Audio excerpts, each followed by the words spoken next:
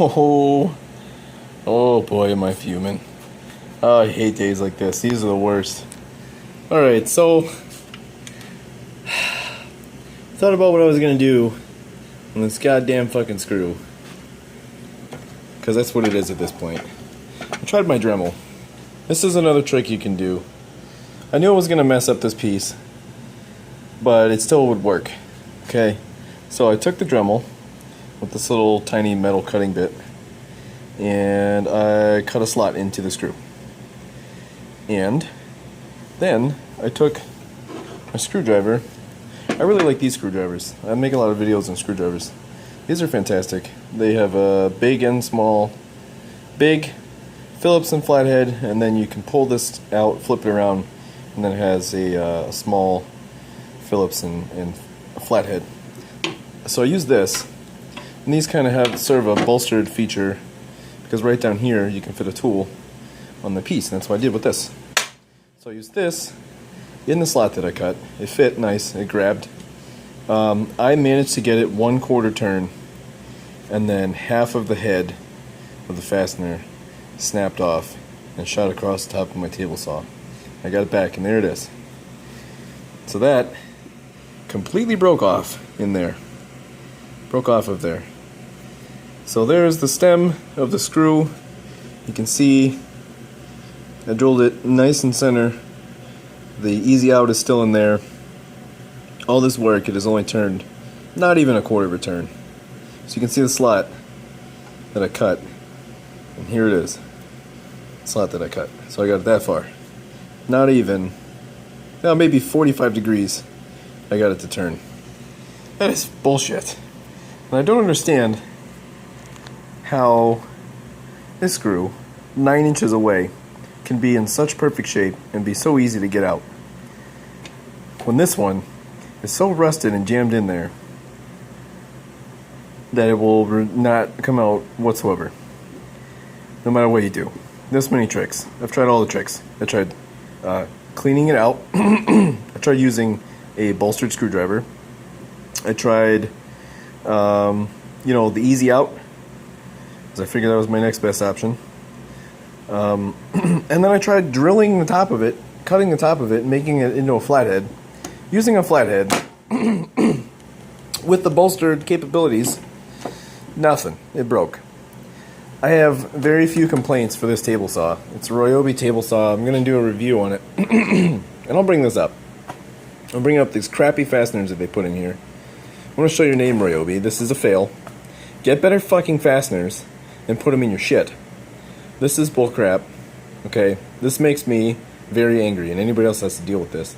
I don't know why that's jammed in there. I know that I didn't do it. I've never taken this piece out. Never had a need to. But now I'm trying to change this blade, and I can't. I can't do it unless I take it off of this stupid stand and flip the whole thing upside down and get underneath it there. Maybe I can get to it. I figured this would be the easiest way. 2 tiny little screws. They're Phillips head, so they can't be torqued in there. Oh, man. So I'm upset. Good news, though. I spent probably $4 on this easy out that broke.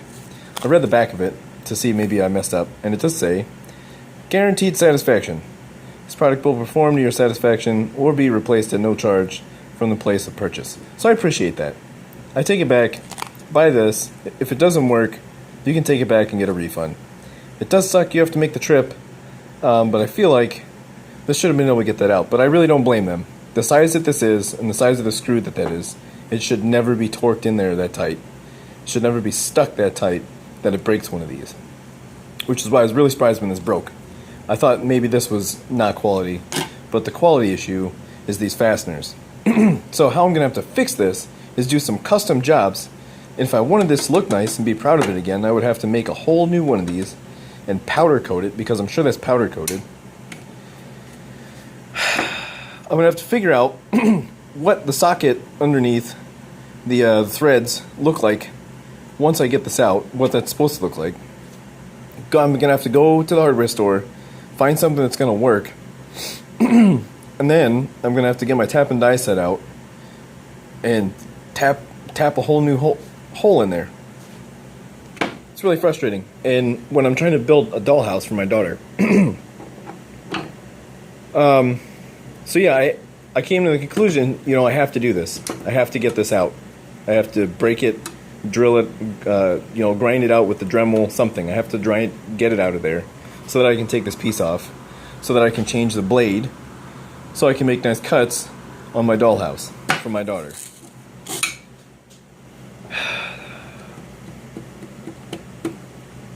So what am I going to do next? I think I said it. Yeah, I'm going to take this Dremel, I'm going to put a grinding bit on it, I'm going to grind the rest of the head out so that I can get this piece off. I might be able to just bend it up and snap it at this point. There's not much left on there. But then this is going to be all wobbly and unsafe while I'm using it to make cuts. So it's either I live with the wobble and risk my safety, or I wait days until I figure out how to fix this issue. So maybe you wouldn't have that issue with the DeWalt. Maybe I should go and spend the extra money and buy a DeWalt table saw that has better fasteners. But they're not even made in the United States anymore. That's all for this video. I hope you guys learned something. I still like this table saw. I'm not knocking it too hard. Let's do a review while I'm at it. Let's redeem this product because I do like it. I beat the crap out of it. I use it as a work table, even though you're not supposed to.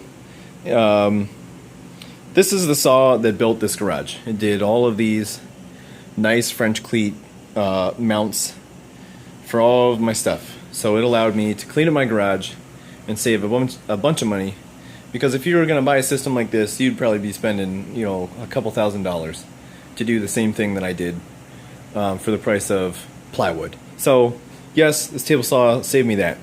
It also got some work done on my truck for free because I did some carpentry, and I drive that big truck and the parts are very expensive. So has it paid itself off? Yes, it has paid itself off. It is nearing the end of its days.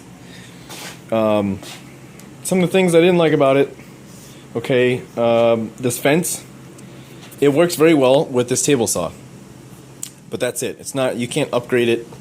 At least I haven't figured out how I'm going to do it. The one day it slid off the edge, because it's only a contractor saw. It doesn't do very big cuts. So I tried to get it all the way to the edge and clamp it down, but it fell off and hit the floor from this height. And part of the fence has another piece over here. I have to figure out how to fix that. Probably just gonna JB weld it. Here it is. This piece snapped off from there. It wasn't really accurate, so there's a negative. It wasn't accurate. It's a weird break too, so I don't know how I'm gonna glue that, if I'm gonna glue it. I might just scrap this whole top. Not scrap it, but leave it as a base and then build on top of it. Rip these rails off and make a whole new platform out of it, because the saw itself, the motor turns, you know, it works great, it adjusts correctly, it's got good amounts of power. I've never had it bog down on me and stop. So it has worked. It has paid itself off. It comes with a neat little sliding sled feature, but if I change the top on it, that's worthless. So, I mean, there's that. It's got a little miter fence that goes on the sled, so it's nice for making mitered cuts. You know, it's got all the features of a big saw, all the nice little amenities, but like I said in my other videos, Ryobi puts in other amenities, so for DIYers you can, you know, get in there and use them, and it's not going to cost you as much as if you wanted to put those on a DeWalt tool that you were buying, because for some of those things, if you want more amenities, it almost doubles in price. So this is a good entry-level saw. I probably use it too much for what I do. Again, I bought it used at a yard sale. This and my miter saw together was $250 or $200. And I broke the bank that month. I was really broke, and I was on sale at a yard sale, and I was like, I need these. So I broke my piggy bank, I threw all my pennies at it, and I bought it. And it's been great. Until now. Until this screw issue. I'm really upset about it. It's really holding me back on a project that's, you know, important to me, that I'm trying to get done. Other things have been getting in the way, and I keep knocking those things down so I can get to it. And then one more thing happens. So now I got to deal with this issue. Okay, so this time, that's all for this video. I hope you guys learned something. I hope you have an outstanding day. Don't forget to like, share, and subscribe. I'm out.